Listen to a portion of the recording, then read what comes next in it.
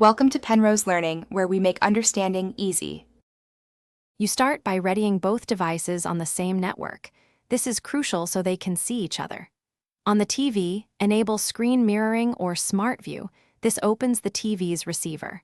On your phone, tablet, or laptop, turn on Wi-Fi and Bluetooth so discovery works reliably.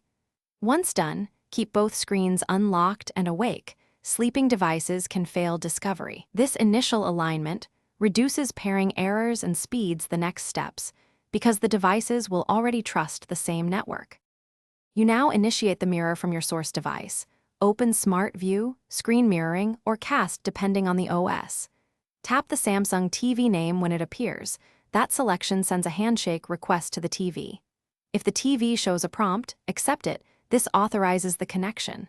Some TVs display a PIN. Enter it on your device to complete authentication. Make sure to allow permissions for audio and screen capture, because without them, video or sound may be blocked. Once connected, verify both image and audio are streaming. If audio is missing, check the device's output and the TV input channel. To end or refresh, use the device's stop or disconnect command. This cleanly releases the session. If you hit trouble, reboot the router, then the TV, then the source device. This clears network conflicts.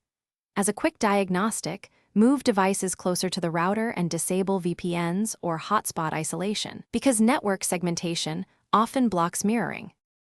Thanks for watching. If this was helpful, leave a like and consider subscribing. See you next time.